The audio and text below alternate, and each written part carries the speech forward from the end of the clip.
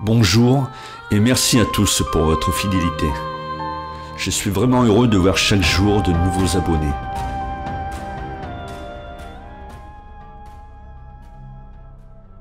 La cité du Vatican, placée au cœur de Rome, est devenue depuis 1929 le plus petit État indépendant du monde.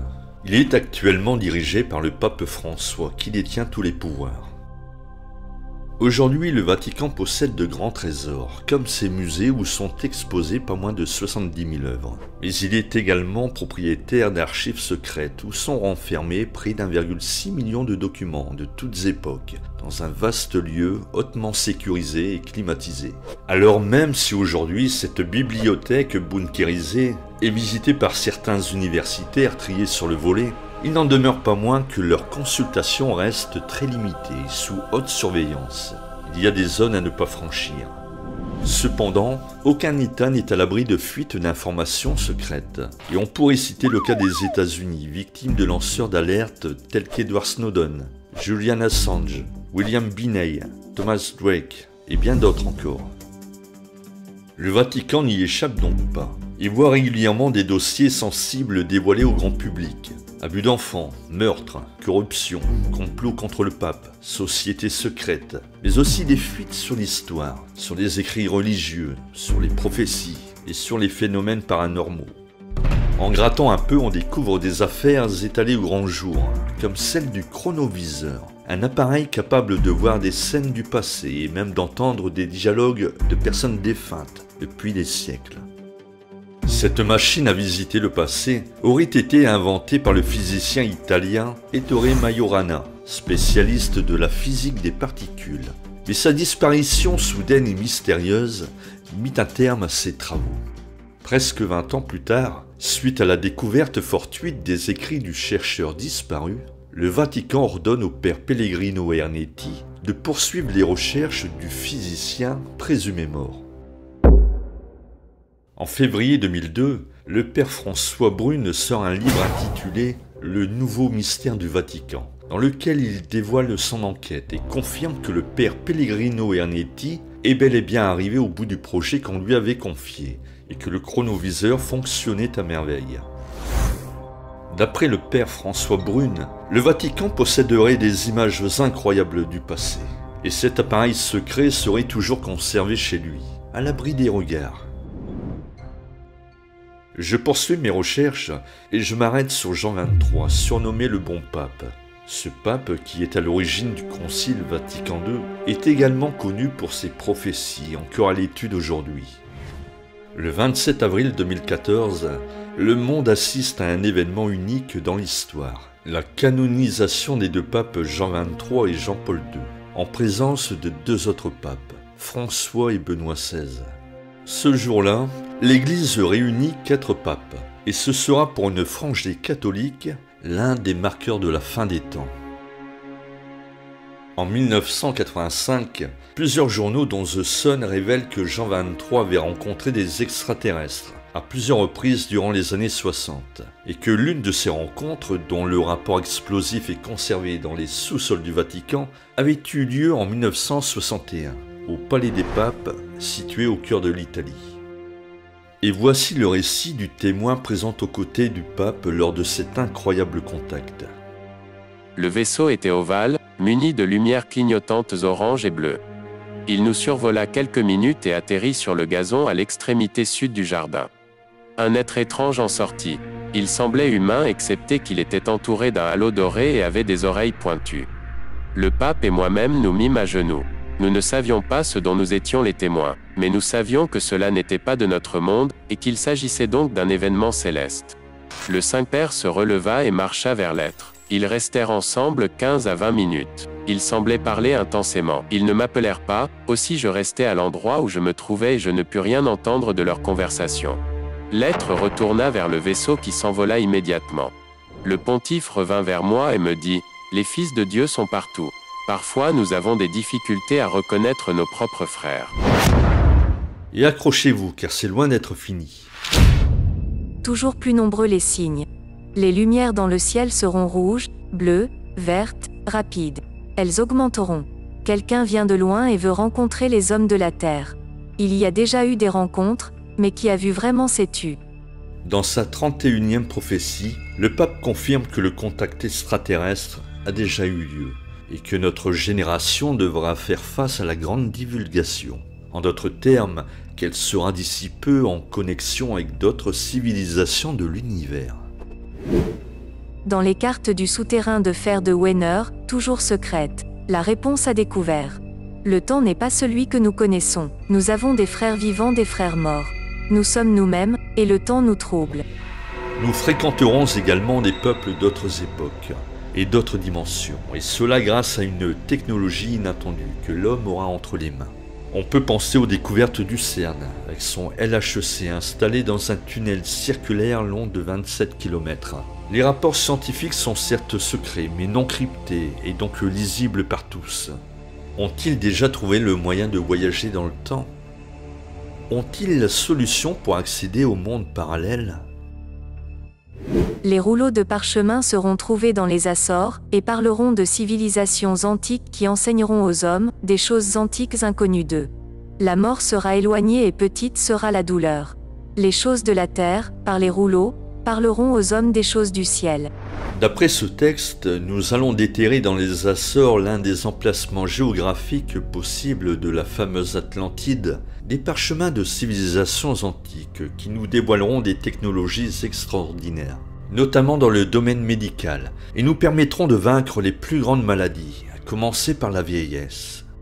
Avec une telle trouvaille, notre limite d'âge pourrait être reculée d'une centaine d'années, voire plus, comme le rêve Larry Page, le cofondateur de Google, qui est actuellement en quête d'immortalité.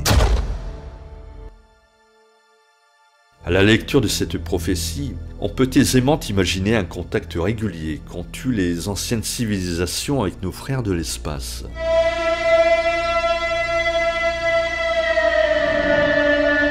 Aujourd'hui, le Vatican garde la tête dans les étoiles avec son observatoire astronomique basé en Arizona. Attendent-ils un événement céleste?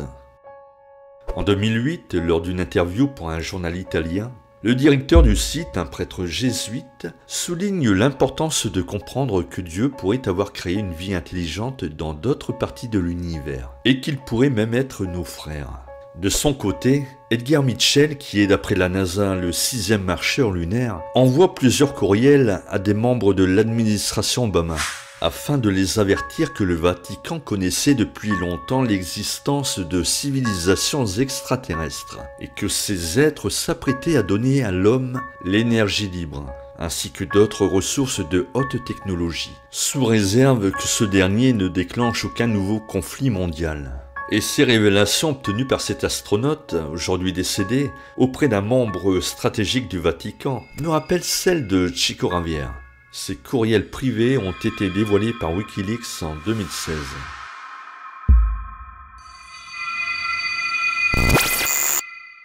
Et maintenant, nous allons entrer dans le dur, avec les prophéties qui annoncent le grand châtiment de l'homme, pire que celui du déluge décrit dans la Bible. J'ai tendance à penser que l'être humain en a connu plusieurs au cours de son évolution, et que c'est peut-être la raison pour laquelle nous ne retrouvons pour le moment aucune trace de ces civilisations anciennes très avancées. Enfin, pas tout à fait.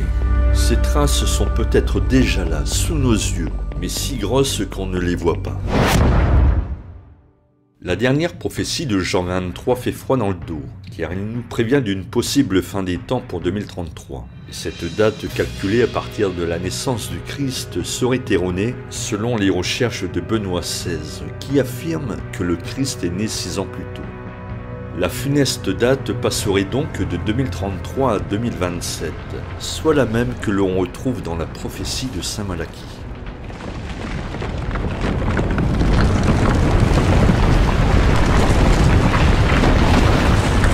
Et là, j'en ai pas fini avec les surprises, puisque je découvre que les écrits de la prophétie des papes, attribués à Malachie, un évêque irlandais du XIIe siècle, seraient l'œuvre de Nostradamus, publiée au XVIe siècle, et c'est fort probable. La prophétie de Saint Malachie est un document qui liste 111 papes, avec pour chacun d'entre eux une devise prophétique. En dernière partie de ce document, on retrouve 2 textes prophétiques sur Pierre le Romain, le dernier pape qui devrait siéger au Vatican durant cette période de fin des temps. Cette liste de 111 papes débute avec Célestin II, un pape qui prit ses fonctions en 1143. Et forcé de constater que chacun de ses successeurs pour le trône de l'Église catholique trouvera un lien relativement fort avec la devise qui lui est attribuée dans les textes. Voici quelques exemples. Urbain VIII, 1623. Le lys et la rose. Au cours de la guerre de 30 ans et durant cette période précise, on assistera à l'alliance de la rose de l'Angleterre protestante avec le lys de la France catholique. Un vrai drame pour la papauté. Innocent X, 1644. La joie de la croix. Ce pape sera élu le jour de l'exaltation de la croix. Alexandre VII, 1655. Le gardien des monts. Sur son armoirie, on distingue une étoile qui domine des montagnes. Benoît XV, 1914. La religion des peuplés. Ce pape siégera au Vatican pendant la Première Guerre mondiale, durant la grippe espagnole et au moment de la révolution communiste. Ces événements décimeront les temples de la chrétienté. Jean XXIII, 1958. Le pasteur et notonnier. Il fut patriarche de Venise, la grande ville des navigateurs. Étrange quand on sait qu'un notonnier est une personne qui conduit une barque. Jean-Paul Ier, 1978. Du temps moyen d'une lune. Jean-Paul Ier décédera 33 jours après sa prise de pouvoir, soit le temps d'une lune. Et voici les écrits réservés au dernier pape. Dans la dernière persécution de la Sainte Église romaine siégera. La Sainte Église romaine se trouvera dans une extrême persécution. Pierre le Romain, qui fera paître ses brebis à travers de nombreuses tribulations, celle-ci terminée, la cité aux 7 collines sera détruite et le juge redoutable jugera son peuple. Fin. Dans cette série de papes, on retrouve une balise temporelle qui définit le centre de la prophétie. Sixte V, 1585. L'axe, au milieu du signe. Le mot signe désigne la prophétie. De Célestin II, le premier pape de la liste, à Sixte V, on observe un écart de 442 ans pour la première partie. Et si l'on reporte ce même intervalle, on arrive au bout de cette seconde partie en 2027, soit selon Benoît XVI, la même date de fin des temps annoncée par Jean XXIII. Alors tout le monde cherche des signes. Que pensez-vous de la démission du pape Benoît XVI ? Lorsque je me suis intéressé à ce personnage, j'ai trouvé une prédiction incroyable dans un livre allemand. C'est un calendrier où figure pour chaque jour de l'année une caricature. Et voici le dessin pour la journée du dimanche 10 février 2013. Dans ce dessin, Benoît XVI gagne au loto. Yes ! Et dit ceci. « Sainte Mère de Dieu, j'arrête demain. » Contre toute attente, le lendemain, soit le lundi 11 février 2013, Benoît XVI annonce sa démission, et il le fait un jour sacré, le jour de Notre-Dame de Lourdes, le jour de célébration de la première apparition de la Vierge Marie à Lourdes, en 1858. Benoît XVI n'a pas choisi sa date de démission par hasard, il l'a fait en tenant compte des messages secrets de la Vierge Marie. Joseph Ratzinger est né en 1927, soit 10 ans après les apparitions de Fatima de 1917. Et d'après lui, il devrait quitter ce monde 10 ans après la renonciation de sa charge papale de 2013, soit en 2023. Entre 1917, l'année des apparitions de la Vierge Marie à Fatima, et 2013, l'année de la démission du pape, il s'écoule 96 années. Soit d'après Benoît XVI, l'âge de son décès. Joseph Ratzinger est né en 1927. Il devrait donc décéder en 2023, à l'âge de ses 96 ans. J'ai tenu à vous en parler, mais prenez cette prédiction avec des pincettes et mettez-la de côté, car nous avons déjà dans cette vidéo l'effrayante date de 2027.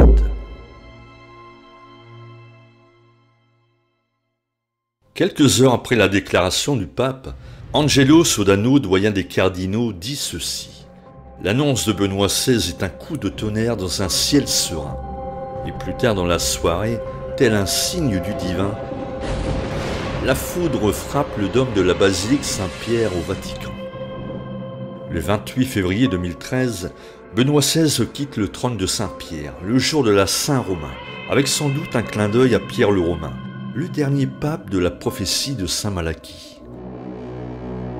En cherchant bien, on trouve d'autres signes, comme les 4 cavaliers de l'Apocalypse, présents sur la couverture du magazine The Economist de 2019. Ils sont placés sur l'Angleterre et le nord de la France, et cela nous renvoie directement vers l'histoire et au conflit perpétuel entre ces deux pays. Le Royaume-Uni s'est retiré de l'Union européenne, mais ce point stratégique occupé par les 4 cavaliers de l'Apocalypse reste un passage privilégié, notamment pour l'immigration non contrôlée, mais c'est également un itinéraire apprécié par le virus anglais. D'ailleurs, à ce sujet, le cavalier pâle, celui qui porte le nom de mort, est le seul cavalier que l'on identifie le mieux. Il est l'annonciateur de grandes épidémies. La chevauchée de ces 4 cavaliers est toujours source de grands malheurs.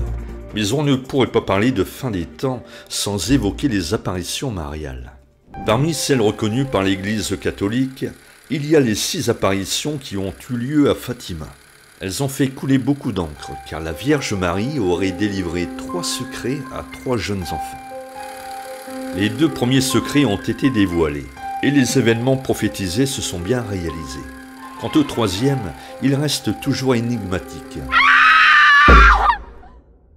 Les papes Jean XXIII et Paul VI le connaissaient et n'ont pas souhaité le rendre public.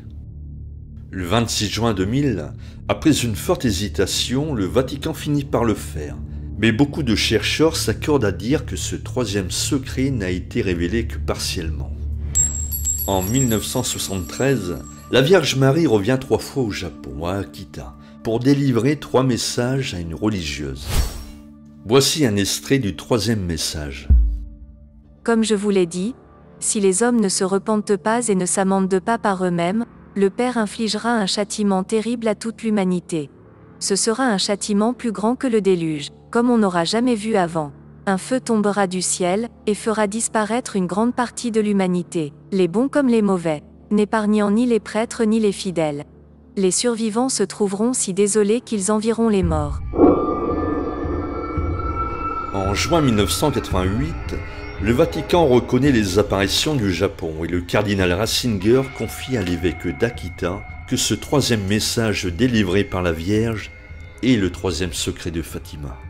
Le secret que l'Église refuse de divulguer. Le 13 octobre 1917, lors de la 6e apparition de la Vierge à Fatima, une foule d'environ 50 000 personnes assiste à un événement céleste sans précédent. Le soleil se met à tournoyer, puis fonce sur une foule apeurée, pour finalement reprendre sa position initiale. Cet événement, qu'on appellera plus tard le miracle du soleil, est à mettre en lien avec le 3e secret de Fatima et avec celui d'Akita. Tous les grands voyants, de Nostradamus à Jean XXIII, en passant par les apparitions mariales, rapportent les mêmes visions. 3 jours de ténèbres et une effroyable destruction par le feu. Certains tentent de se rassurer en parlant de symbolisme, quand d'autres, au contraire, n'y voient que de vrais avertissements. Quelle que soit la position de chacun, tout semble converger vers le grand châtiment de l'homme et vers une date précise, celle de 2027.